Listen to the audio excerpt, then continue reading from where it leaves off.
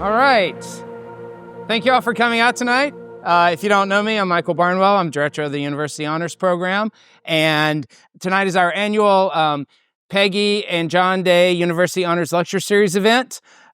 This event started in 2017 with a gift from the Day family. Peggy, or Margaret, she goes by Peggy. Margaret Peggy Ranf Day was a 1977 graduate of Niagara University, and she was on the varsity tennis team. She was on the volleyball team. She was a photo editor for the yearbook and the newspaper. And after she left Niagara in 1977 with a degree in natural sciences, she went on to become a lawyer. She's become a guardian ad litem for children in need. She's served on the board of Special Olympics of Vermont, and she has been a board of trustee member at Niagara University for, I think, 2006 to 2015, so almost a 9-year stint as a member of the Board of Trustees. She and her husband, John, have been great supporters of Niagara University, establishing scholarships. And as I said, in 2017, they established this lecture series. So a huge thanks to Peggy and John and the Day family for establishing this. If we can give them a hand. And because of their gift, I was able to bring in someone I'm super excited about. Curt Jaimungal is a trained mathematical physicist from the University of Toronto. He dabbled in stand-up comedy. This led to his filmmaking career, where he's been a producer, a writer, and a director. He has a 10,000-person Substack, and he's best known to me anyway for being the podcast host, or being the host of the podcast Theories of Everything, which if you're like me, I was looking for podcasts about theories of everything. I'm sure you are like that. And years ago, I heard his podcast, and when I knew I could invite anybody this year, I reached out, and luckily he said yes, which he told me he usually does not accept these invitations.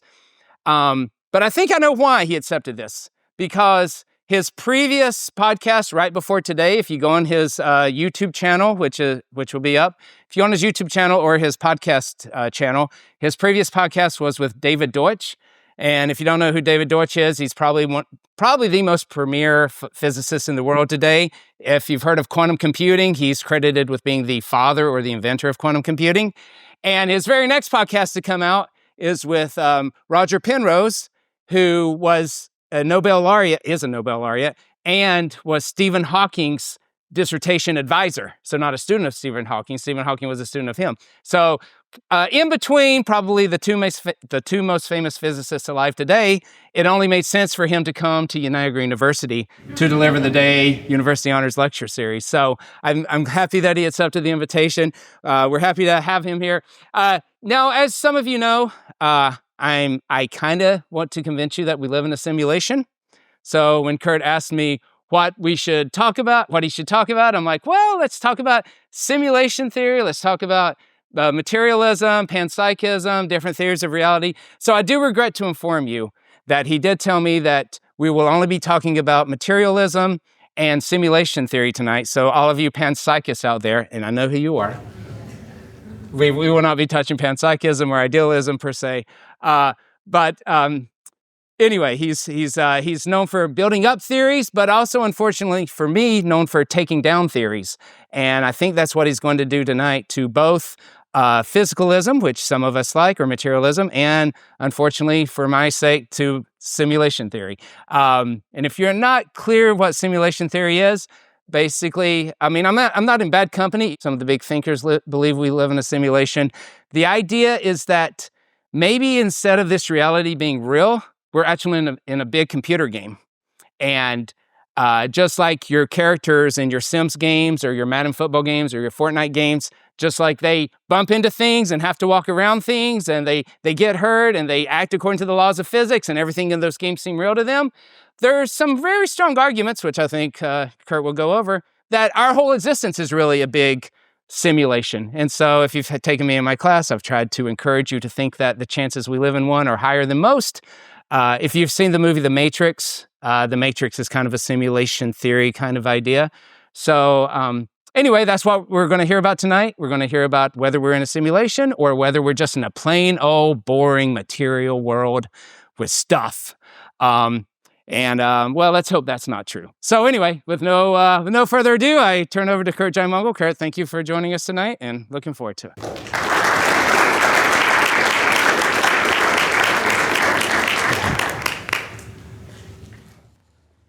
Thank you. You all have a lovely campus. Now, I feel terrible because, Michael, you asked me to come give this. You told me you confided into me in me that you like the simulation hypothesis as I was looking into it. So anytime someone says, "Do you believe so-and-so?" Who cares about what so-and-so is? You want to know what are the arguments for so-and-so? And do those arguments, do they land? I was going through some of the arguments for the simulation hypothesis, and I'm going to explain why I don't buy into them, and same with physicalism, which some people know as materialism. Firstly, what line here do you see as longer? Now, forget about these little arrows on the side, just speaking about the lines. Option 1 is the top line, option 2 is the bottom line is clearly larger, option 3 is, oh, they're the same size. Who says the top line is larger? Raise your hand. Okay. Who says they see the bottom line as larger? Raise your hand.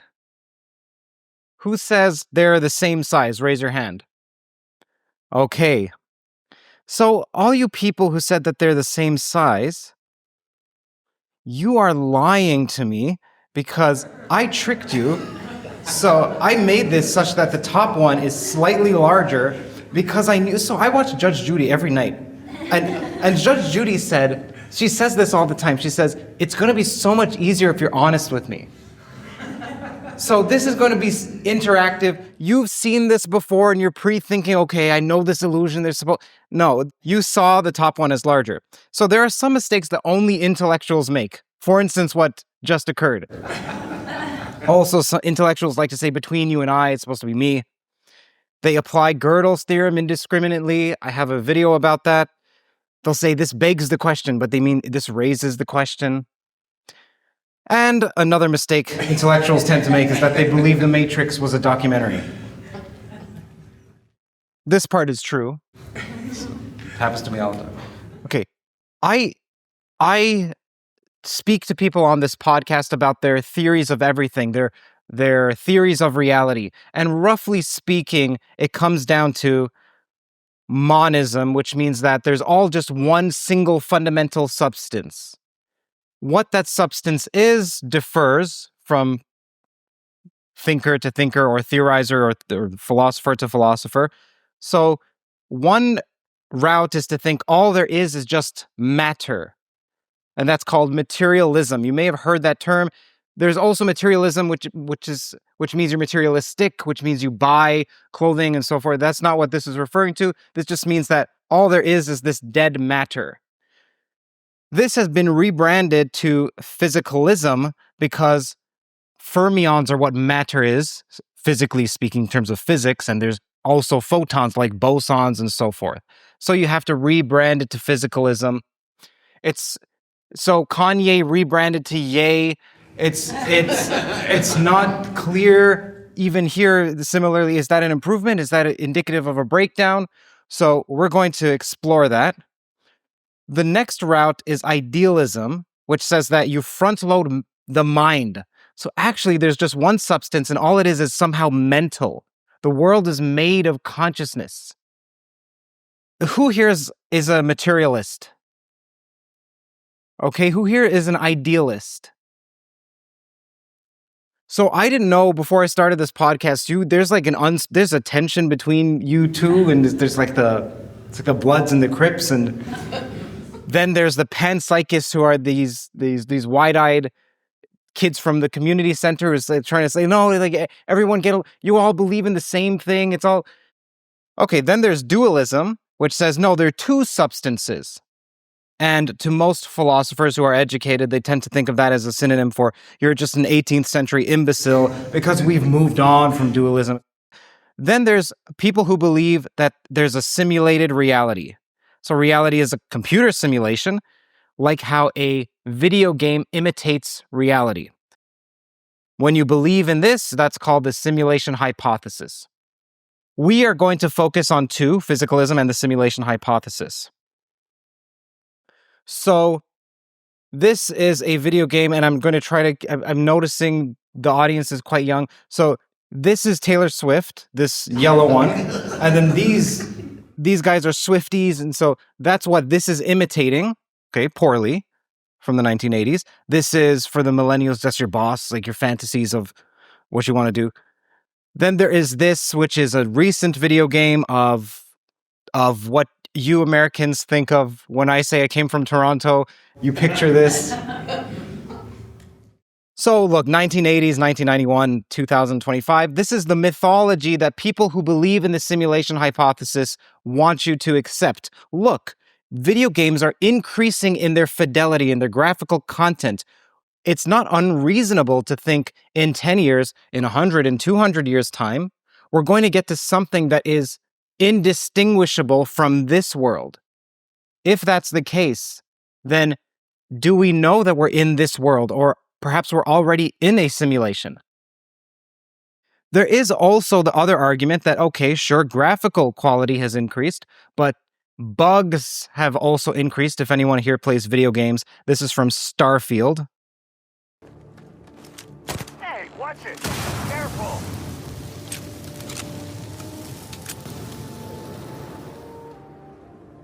You alive, bud? What? I'm working.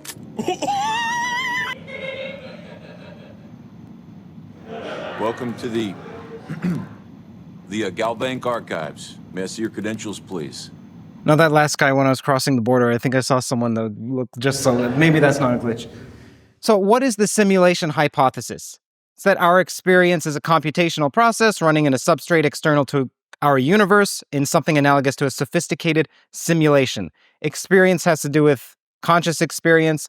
Computational process is something that a Turing machine can do. So a Turing machine is just something that reads zeros and ones and then changes them. And it's quite remarkable that this screen here and your cell phone, all of that just comes down to 0 and 1 manipulations. Simulation means to imitate the causal structure of reality. So what is this substrate referring to? Well, who the heck knows? What does something analogous mean here? Who the heck knows? And what is this causal structure being referred to? Who the heck knows? So let's get to some quotations to build our intuition. Our creator isn't especially spooky. It's just some teenage hacker in the next universe up. That comes from philosopher David Chalmers, essentially saying that God is an incel, which I think that's from Aquinas. That's actually quotation Summa Contra, Book 3, Chapter 8. If you assume any rate of improvement at all, games will be indistinguishable from reality. It's Elon Musk. And Neil deGrasse Tyson, of course. I wish I could summon a strong argument against it, but I just can't find any. So let's help poor Neil out here, as Lord knows he could use some philosophical sophistication. First, speaking of mathematical sophistication, does anyone know, is this true that any rate of improvement at all would have you tend to infinity? Something, if you keep adding a positive number, does it always then result in positive infinity? Does anyone here know the answer? No, okay. So, correct. Okay, this is from the channel called Math versus Science. If you add a half plus a quarter plus an eighth plus a 32th plus a 64th and so forth, you think, well, it's just going to constantly increase and why won't it get to infinity? This is a visual proof that it doesn't. Now, mathematicians don't like visual proofs, but there's an algebraic proof as well. But this gets your intuition going. Okay, so Elon is incorrect that any rate of improvement at all would mean that you get to something that's indistinguishable. Why believe in the simulation hypothesis? Well, some people say there are glitches. This world is quite odd. Some people have experiences. There's such a thing as the Mandela effect. Maybe you've heard of it, where large swaths of people all believe the same false memory. NHI, which is related to non-human intelligence, stands for non-human intelligence, related to UAPs and UFOs. Some people say if we were in a simulation, we would expect all of this oddness that reality has. Some people say, look, in physics, we have quantum mechanics, which says that a particle has no position until it collapses after you've measured it. So that reminds them of rendering. Because in video games, you may not know this, but it's extremely expensive to run these simulations. So what they do in video games is they see where's the player looking, because there's always a perspective, a camera, and then they render only that. And what's behind you and on the sides and so forth, that's not rendered. And these sim babies, these simulated babies, they imitate video games, and so you only render what people observe, and that saves computational resources. These are the reasons to believe that we're in a simulation. Nick Bostrom, a philosopher, has an argument, a statistical argument, this is the strongest, that look, if our future civilizations have sim babies, create these little simulations which have consciousness in them, then the probability that we are in a simulation, given that we can observe anything, is near 100%. I'll get into the reasons why, but it has to do with something called the principle of indifference, which says that we're a typical member of this large group. Most of the people in this group are simulators. If you count them, then we are most likely in a simulation. And of course, you can have recursive simulations. So once you create a simulation, and these people here in this simulation are conscious, here's base reality, whatever that is, creates sim baby number 1, and then that one can create 100 other sims, and that one can create 1,000 other simulations, and so forth, until you get down to us, which I've just placed here as 999123157. So what are the counter arguments to what I've just laid out? Okay, let's take this one. Glitches and NHI provide positive evidence, so we would expect to see them if we were in a simulation. Now, is this the case? This is making the error in Bayesian inference. So what this person is doing by making this statement is saying the probability that we would see this evidence given the hypothesis that we're in a simulation is high. Therefore, we're in a simulation. By that logic, if you were immortal, surely you would expect to be alive right now. You are alive right now. Therefore, what? Are we to conclude that you are immortal? So, if there was a evil demon that possessed your cat, and you would expect to see the behavior that your cat knocks off fragile items off of a countertop. You see that behavior. Does that mean your cat is satanic? So you get the idea. This is supposed to be flipped. You're not supposed to look at what maximizes the evidence given the hypothesis. You're supposed to look at what is the probability of this hypothesis given some piece of evidence. Okay, so that's using faulty logic. It's also not clear to me that you should expect near-death experiences and these synchronicities and these other glitches that the proponents of the simulation hypothesis say should exist if we're in a simulation. So firstly, the fact that something is consistent with. So sure, these Mandela effects, these synchronicities, these odd near-death experiences and so forth are consistent with a simulation. That doesn't translate to we should expect to see them if there's a simulation. Secondly, there are reasons to expect the contrary. Well, if graphical fidelity is increasing with time, then why aren't glitches decreasing with time?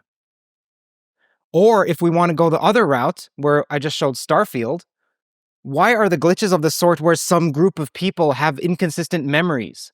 Why aren't they where this table just disappears or Michael starts floating and clips through the wall? Those are the sorts of glitches I would expect to see.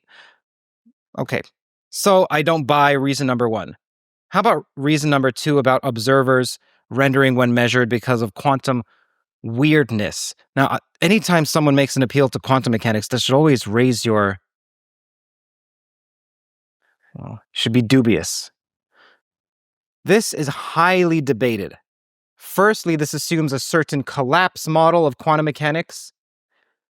And not only does it assume collapse, it assumes that the measurer collapses or a conscious observer collapses. There are other interpretations of quantum mechanics where you have spontaneous collapses. So you don't need a person to collapse something.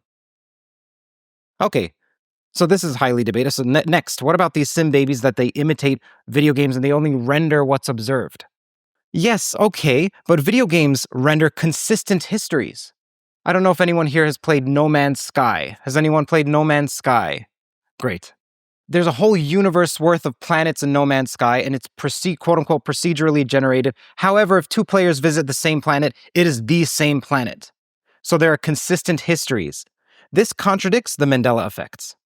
Also, if the whole point was that you're rendering only what a player observes, look, in video games, you don't render what's behind you, what's at the side of you.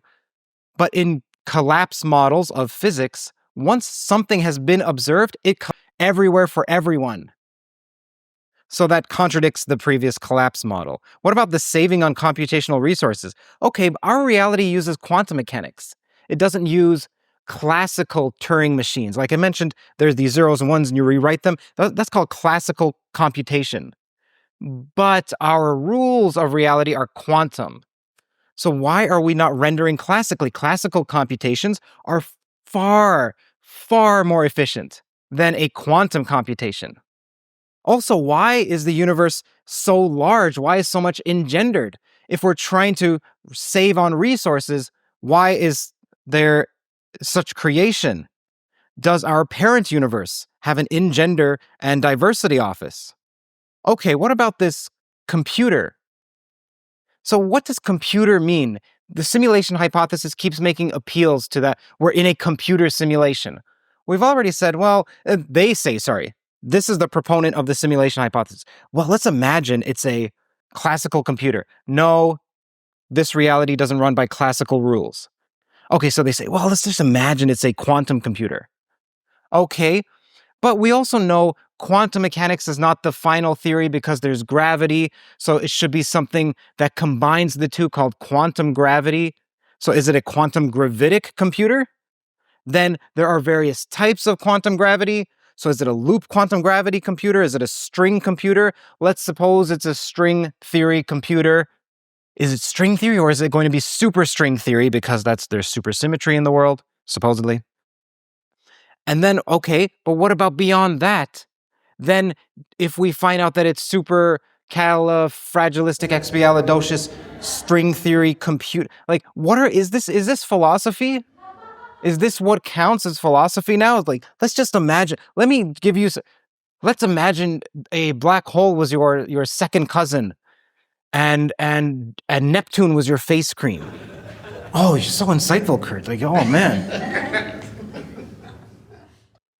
So this sounds like, to me, it's a tautology. It's just saying this simulation will work if we assume there's a machine that can make it work. Okay, so I'm not terribly convinced of that. How about Bostrom's statistical argument? I'm sorry, Michael.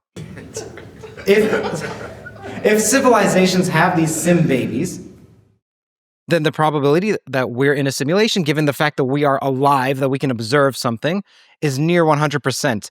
Okay, before we get into that, this argument relies on something called the principle of indifference. It turns out most people believe in the principle of indifference, but let me give you some reasons to not. So if you have a 6-sided die, what are the chances that you roll a 6? Who has an idea about that? What are the chances that you roll a 6 on a 6-sided die? Raise your hand. 1 out of 6. 1 out of 6. Great. Okay, and of course we're assuming that I'm not tricking you, even though I've displayed a history of tricking you all. And we're assuming the die is not weighted. Okay. But now what if I say, okay, there are two options. Either the die is going to land on something that is 5 or greater than 5, or it's going to land on something that's 4 or less than 4. Okay, so there are two options here. Now what is the chance that it lands on a 6? Do you still say 1 in 6? Yeah. Okay, so most people think intuitively yes. However, I've just partitioned it such that there are two options. So we say this. So you know Bob Lazar. Yeah. You've heard of Bob Lazar. I may take this out of the final. How many people here know who Bob Lazar is? Okay, Bob Lazar said, oh, what was it? He said something about, oh gosh, it was something about plutonium or something. He made some claim that this so-and-so exists. And then someone said, oh, it was later proved to be true. And then he said, well, there was a 50-50 chance because it was either true or not true. Okay, that's not, just because there's two options, it doesn't mean that it's a 50-50 chance. Here I just gave two options. It's either 5 or greater than 5 or 4 and less than 4. Those are two sets. Okay. Von Franzen has a great rebuttal. It's quite subtle. So he says, look, let's imagine there's a factory. This factory makes cubes. The cubes are anywhere from 0 feet in length to 1 foot in length, in their side length. You go in here with your arm and you pick out a cube. What are the chances that the cube that you have has a side length of 0.5 or less? Intuitively, we think, well, that's 50%. But then you could say, well, what are the chances that the area of one of the sides is 0.5 feet squared or less? And you can do this and you get inconsistent results. Okay, so the principle of indifference is quite dubious. Now, this argument that Bostrom gives relies on the principle of indifference. Okay, here, I didn't explain why. So the argument is, look, every single person, let's just imagine every single person here except one is base reality. Let's imagine Michael's base reality. And he created his wife and you created 3 other people and so forth. So everyone else is a simulation. Then you think, what are the chances that, I already told you Michael's base, so that unfortunately spoils this. One person here, you don't know it's Michael. One person here is base reality and created the rest of you. And you think, what are the chances that I am in the real reality versus created? You think, well, it's however many people there are here. Let's say there's 50 people. So then one person's real. So it's 50 out of 51 and most likely simulated. That's how the principle of indifference goes. But again, it's dubious. Okay, then there are also some reasons to say that we're not a typical member. So the principle of indifference relies on something that you're a typical member of. I said here there's base reality, there's Sim 1, Sim 2, and so forth, and you get down to us. But then I placed a little arrow here, and I put a ... We are so far not capable of making simulations that are conscious. So this arrow with a ... should not be there. Thus, we're actually at the end of this tale, which makes us not typical, which means the principle of indifference that Bostrom relies on doesn't work. Note, many of these points get particularly technical, and I didn't want to fatten my slides as I personally prefer slim slides. I also don't want to be accused of slide shaming, so the full notes as well as full slides are on curtjaimungal.com, my Substack, CurtJaimungal.com. Also, my undergrad, I studied theoretical physics. I'm not great with my hands. I don't know how to build. This is astounding. I could never do any of this. I had an engineering friend in a neighboring university, and I asked him a question that I thought was reasonable. He said it was foolish, but it had to do with putting something into a car. I said, why isn't this feature in a car? I don't recall what it was. And then he said, Curt, every time you put something new into a product, you've created another point of failure. And I thought, oh, okay, that wouldn't have occurred to me. You can manipulate equations all you like and you don't think about points of failure. However, if we look at this now, this base reality creates Sim 2, so on and so forth. If there's a failure at any one of these, say Sim 5, let's say Sim 5 crashes, everyone else crashes. That cascades downward. Turns out Keith Harris and others have calculated this, and they've redone, even with Bostrom's own assumptions of the principle of indifference and so forth, and got this down from the 99.999 to something like 10%. So I remain unconvinced of the simulation hypothesis. What about physicalism? So what is physicalism? Everything supervenes on the physical. So in philosophy, and you always have to use the word supervenes at some point, and people think, oh, you're so clever, like you know what you're talking about. So let's just forget about that, because it turns out supervenience, physicalism, has a form of dualism that people who are physicalists don't enjoy. It entails the possibility of a dualism. And remember, those are 18th century obtuse, uneducated people. At least that's what they think. So attempt number 2 is you completely fix all the facts, the physical facts, including mental phenomena, and then all the physical facts fix the rest of the facts. And you know this is legitimate and it's getting serious because they bust out the Greek symbols, and that always increases your credibility as you look like a mathematician. And of course, we'll have more attempts. So you would be right to be like this guy and wonder, when you say the word physical, what is it precisely that you mean? So let's get some quotes to get our intuitions going. Francis Crick said, "You're nothing but a pack of neurons.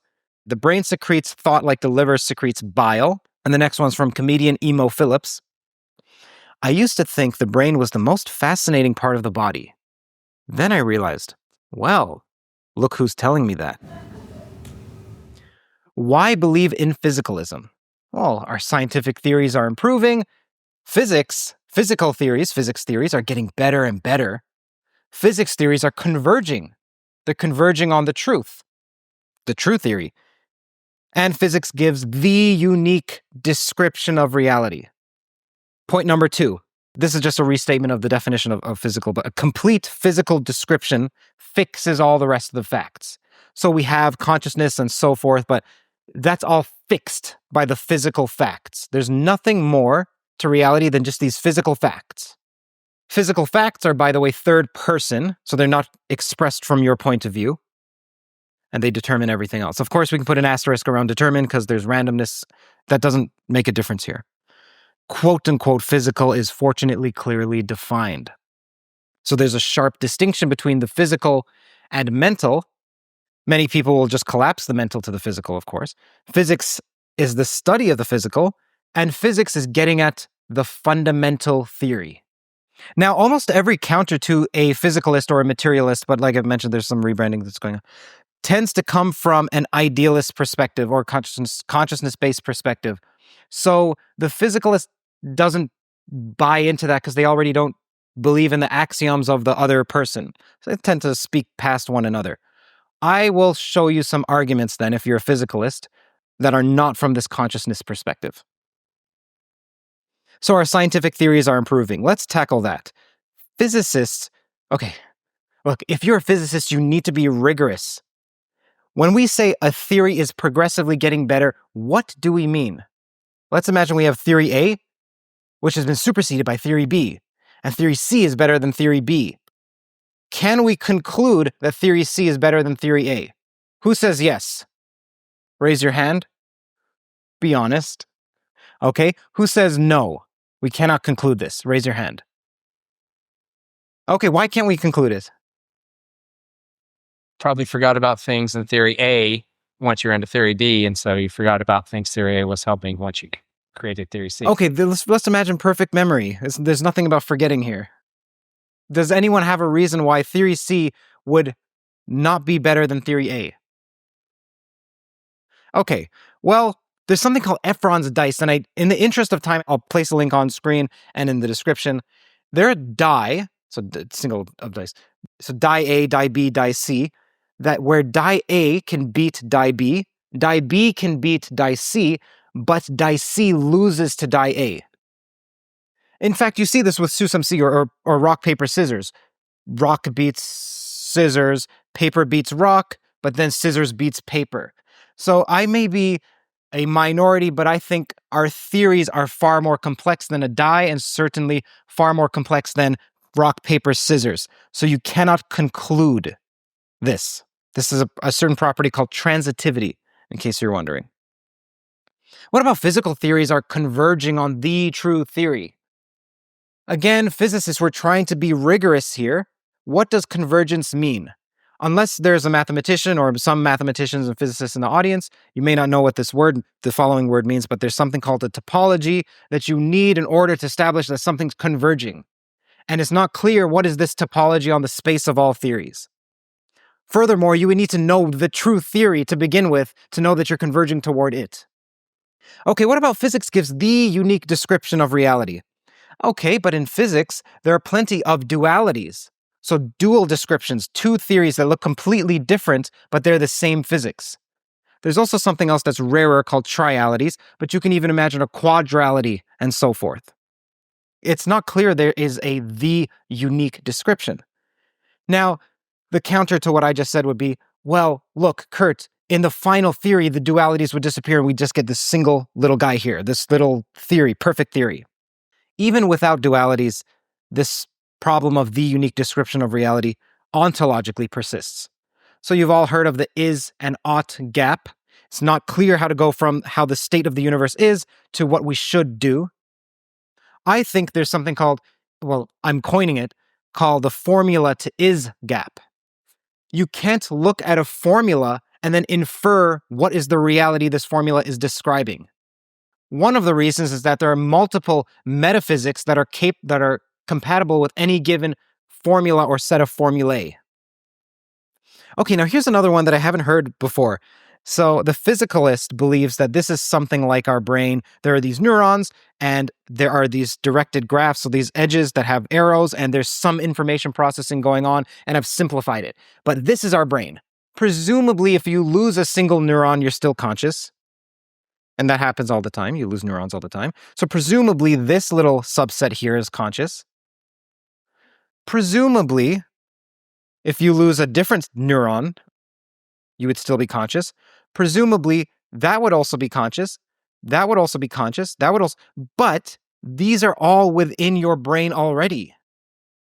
So are you saying that there are these nested hierarchies of infinite overlapping consciousnesses in you currently? It's quite odd. So I don't believe the first point. The second point, the complete physical description fixes all facts. Third-person physical facts determine everything. Okay, not exactly. Christian List in 2023 articulated something called the first-person indexical argument against physicalism. It's quite thorny, and in the interest of time, I will put these slides in the description, and I'll also be editing this and placing it online so you can see and you can go through this if you like. I'm not going to read this, but to summarize it, it just says that physical facts describe all observers equally. However, it cannot ever describe which one I am. Now, you're supposed to read that, not as Curt, but you. When you say I, which of these physical facts are you picking out, and how? Okay, so I don't buy number 2. What about physics is fortunately clearly defined? Okay, so this argument here is not a sharp philosophical argument, but it will work on the naive, the person who's naive in their philosophical training, which happens to be most hard-nosed physicists. So this will work on most physicists. It's not a slant at them because most philosophers are naive physicists and so forth. We can't all be experts at everything. That's a simulation resource constraint. So let's see here. Some people say the mental, if you ask the hard-nosed skeptic, what is consciousness? They'll be like, don't talk to me about consciousness. That's ill-defined, unfalsifiable, mysticism, it's incoherent, it's meaningless, it's nonsense. Yet at the same time, one of the definitions of physicalism is physical is what is not mental. Or notice earlier when we knocked on this, we said this is physical because it's dead matter, which means you would have to contrast it with the alive matter. And if by alive you mean something that has these experiences, these feelings, but you're not able to define that, then you've used in your definition of physics something which is ill-defined. So your original definition of physics inherits all of this ill-definedness. What about physics is the study of the physical? Well, most of you can probably see this is a circular definition. Let's define physics in terms of the physical. And what about the fundamental theory? Now there's a philosopher named Hempel from the 1960s who articulated this objection. If we're saying that the physical is what current physics describes, firstly, there are many interpretations of quantum mechanics. We don't know what are the quote-unquote beables. What is quantum mechanics referring to? We don't know that, but let's assume we did. We still don't have the final theory now. We don't have the standard model mixed with general relativity or particle physics mixed with gravity. We don't know how to solve the measurement problem. There's dark matter, there's massive neutrinos, and so forth. So almost no one thinks current physics is final. So when we're saying it's the physicals, whatever physics describes, then are we saying it's the future ideal physics, the completed physics? But then this actually just becomes undefined. What do you mean? Even worse, future physics, quote unquote, could conceivably include irreducible mental properties. It's conceivable, and that's something that the physicalist wants to avoid. So I happen to think definitions matter. Comedian Mitch Hedberg asked this: is a hippopotamus, or just a really cool opotamus? Oh, those are two different things. Thus, I remain unconvinced of physicalism. Now, is there hope? This is a Catholic university, so Christ saves all. Does Christ save all arguments? Saves all people? What about arguments? Sort of. You can always save something by addendums. So you can always add to your definition of what the simulation hypothesis is. Well, what if we add this condition? And what if we add this to physicalism? And what if we add this nuance? You use the word nuance when you're positively disposed to it. You say fanciness when you're not. I started to go through this, and there was something like 60 other parts that you have to buy if you want to buy into the simulation hypothesis and physicalism. So comedian Colin Quinn said this. He said, we're constantly getting told or getting bullied into buying what we don't want to buy. So you're with your friend says, hey, do you want some wings? You're going to eat some wings if I order wings? You're like, no, I don't really eat wings. Yeah, but you'll have one or two, right? Yeah, I'll have one or two. Okay, we'll get 4 dozen wings, split the check. That's what's happening here. You thought all I'm going to order is this simple simulation hypothesis, the simple physicalism. No. There's so much more that goes along with it. So I agree with the greatest philosopher of our time about reality and simulations which imitate. The greatest philosopher of our time, to conclude, is, of course, Marshall Mathers. I believe him when he says, I'm Slim Shady. Yes, I'm the real Shady. And all you other Slim Shadys are just imitating. Now, I would add the extra bars. It could be y'all are sim babies, because ontology has been underdetermined lately. Perhaps the truth is physicalism. Maybe. Thank you.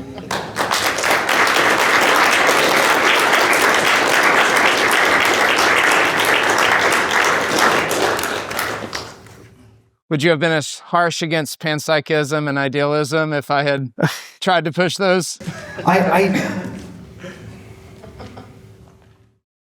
Perhaps to idealism. Panpsychism, I'm not as familiar with. All right. So sorry, everyone. He wasn't going to do. Panpsychism was never going to happen. I know you wanted it. So we have some time for questions. David? So are there any modern philosophies of dualism, or is it all just old school thought? There is at least one. William Hasker, I believe, is a dualist. Now, there are different forms of dualism. Property dualism, which says that it is still one substance, but they have irreducible properties. So this one substance could have mental properties and physical properties. And you can't derive the mental from the physical. They're somehow separate. That David Chalmers proposed a form of property dualism. I don't know if he's a believer in it, but he proposed it.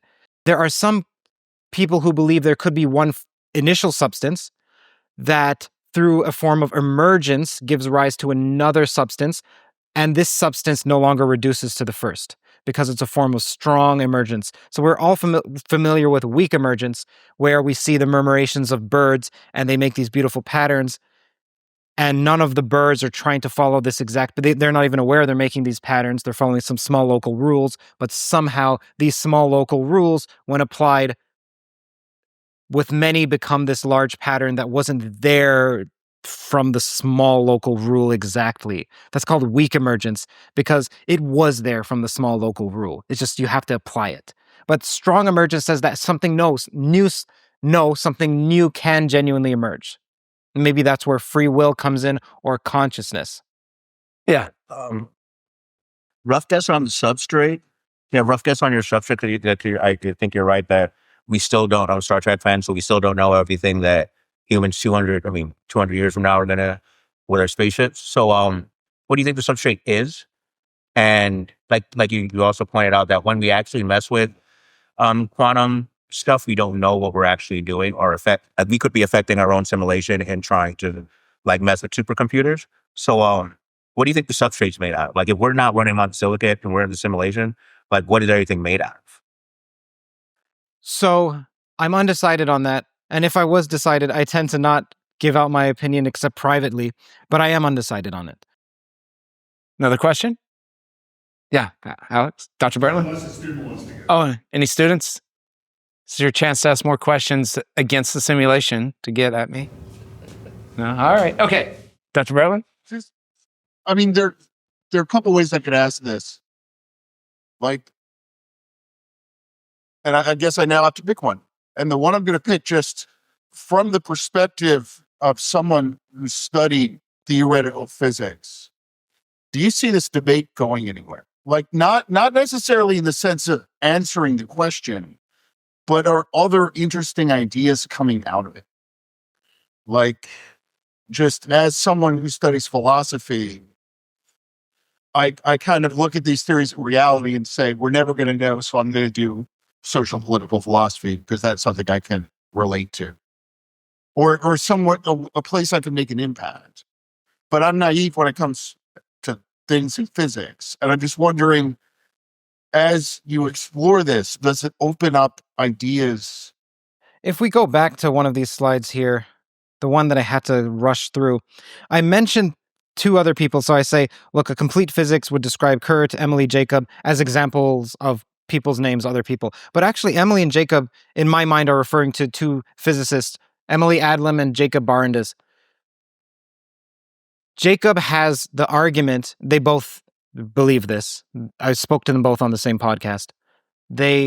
Jacob is a philosopher of physics and said that actually, if you look at the ROI, just from the perspective of how much it takes to fund a philosopher and how much you've gotten back out of it, quantum computing came from asking philosophical questions. So that's David Deutsch. So quantum computing, which is the new rage. Decoherence theory came from David Bohm. The Bell tests, which you may have heard the Nobel Prize was awarded for, these Bell inequalities that talk about entanglement. That came from John Bell, who was a philosopher of physics, asking philosophical questions. So yes. Okay. However, I will say that it's not just philosophers who are untrained in physics. And you can think of this as quite obvious. If you didn't know about, so if you could have theorized all you want about the four elements, and you could have had a complete metaphysics around that and built it up, and it would have been completely wrong as soon as Newtonian mechanics came out. And then you could have thought, well, let me start theorizing about the substance of space, and then the separate substance of time, and then Einstein comes about and says, no, well, we're supposed to unify them, and it's not quite space and time, and gravity doesn't work like you think. So, to make a contribution to physics, one would need to be trained in physics. And that makes sense. No one is expecting to make a contribution to a field that they're unfamiliar with. Or most people aren't. Thank you. That's helpful. So you had an initial list of the different philosophical categories or schools. Where would you put Newton and Einstein? Newton is very different to me. I can handle Newtonian physics. I can't handle Einsteinian physics. Well, Einstein said, I believe in the God of Spinoza. He said that 3 or 4 times. I actually looked up every single one of those references. I don't know if he believed in the God of Spinoza. It sounds to me like he's just, like, Einstein's not a fool, so he's not just going to say something he doesn't believe. But the God of Spinoza is also something to be revered and to be worshipped as well. It's just the God becomes synonymous with the universe, but that's not the only property of God. And anytime Einstein was saying, I believe in the God of Spinoza, it sounds to me, from reading the actual quotes, like Einstein is saying, I believe the universe is synonymous with God. But there was more to just the physical universe in Spinoza's eyes. Spinoza didn't think that the physical universe is all there is. That's just one aspect of God. But anyhow, if Einstein was to be placed on that list, I imagine Einstein would be a monist just from that perspective, because he would say there's the one substance. I imagine Newton would be a dualist, but I don't know. Newton came out just after Descartes, and most of the dualism people think of when they think of dualism is Cartesian dualism, and then they have to snicker under their breath like, oh, that person didn't know what he's talking about.